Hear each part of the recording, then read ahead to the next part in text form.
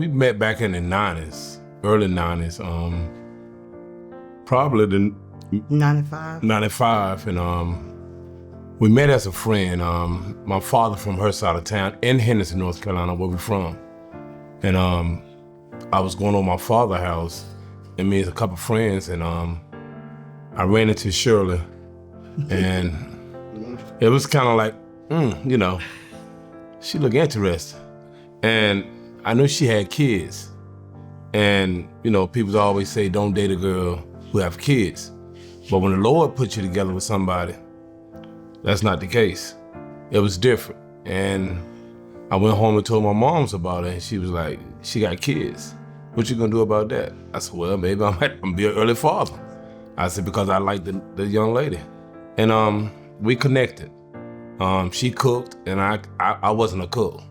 So I'm 19, 20 years old.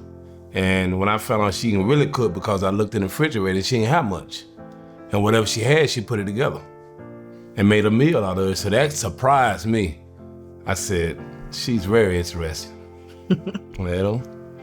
My parents didn't like him. His parents didn't like me. But we was determined that it was gonna happen.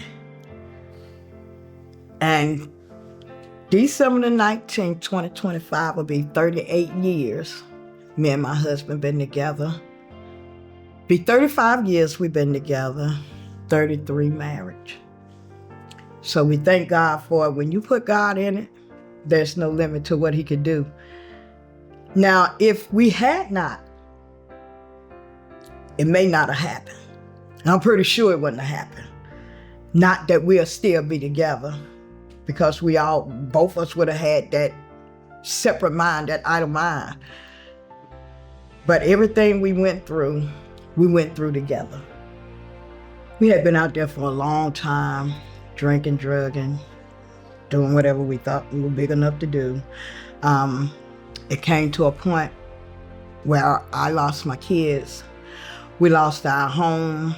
We were staying here, there, everywhere. We heard about the Durham Rescue Mission. This was back in 2011, I believe. We heard about the Durham Rescue Mission. So we called. They told us to come up. They met us at the bus station, brought us in. They brought me over here to the women's division, carried my husband to the men's division. We was apart for approximately 2 weeks, and they put us in an apartment down at the bottom. My husband drove for the mission. I ran store one. I started out sorting clothes, tagging, went from tagging to assistant manager to manager. We was here approximately 4 years. The first time we left, Satan know how to set you up, and you got to realize it's Satan. I went home one day to visit my mom. She was living, and I told her, I said, Mom, I got some money. I'm trying to buy me a house. It was time for me to move on from Durham Rescue Mission. And not really move on, but buy me a house. And she said the guy she was renting from, he had a house.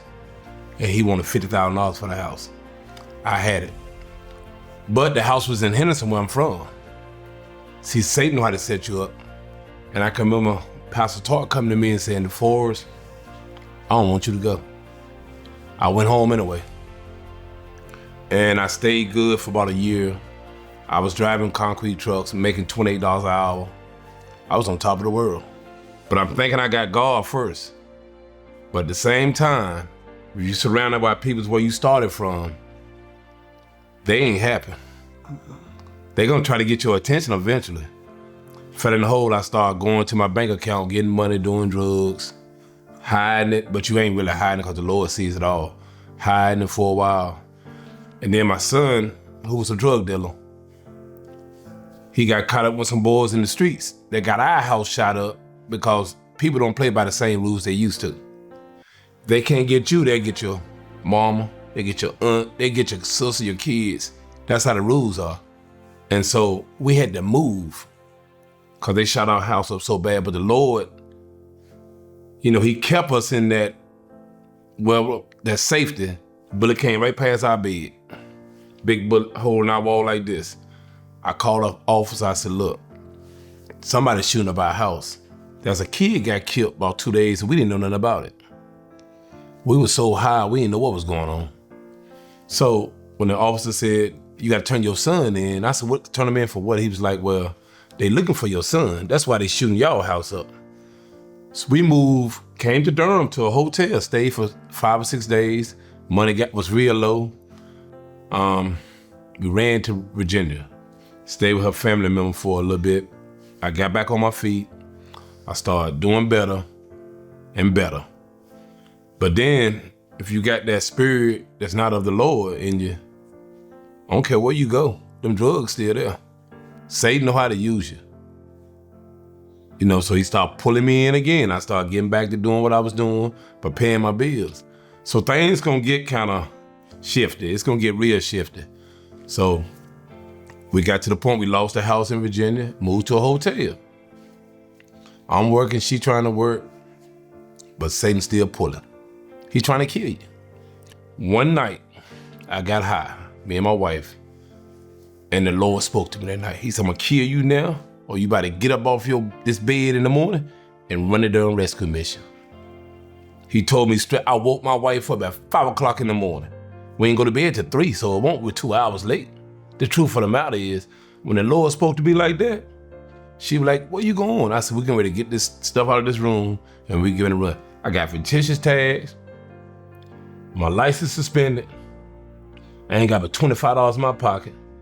I got to make it from Ashland, Virginia, all the way to Durham, North Carolina. Time I got on the street, you know who pulled me? A sheriff department pulled me. Time I got there, he said, Mr. Henderson, where you going?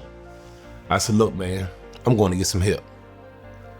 You know what he told me? He said, where your license? I gave him my license. He said, where your papers to the car? He said, you know your license is suspended? I said, yeah. He said, well, then why did you try to leave? I said, the Lord told me to leave. He went to his car, he came back, he said, you go ahead on down this road. Don't stop until you get to Durham. That's God. So I knew what the destination was. I knew I had to get to, and look where we at now. Lord had already gave me everything he needed to give me once before. And he told me if I come back and seek him first and put him first, he'll put me back where he needed to put me back at. And he's done his part. Now I got to do my part. My husband and I graduated the Victory program, and we graduated together. I was ashamed. I was thinking what people gonna say, what they gonna think.